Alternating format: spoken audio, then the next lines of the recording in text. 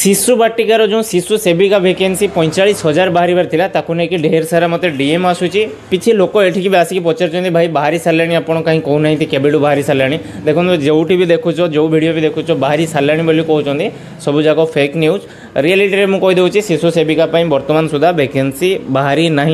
जेहेतु आमर जुलाई मसरू तार डिटेल्स गाइडलाइन आसी सारी असेपा तरफ शिशु बाटिकार 45,000 वैकेंसी बाहर से भी मुझे वीडियो करी जे गाइडलाइन आसी नेक्स्ट आसिले मु करदेवी बट एपर्तंत आसी ना तार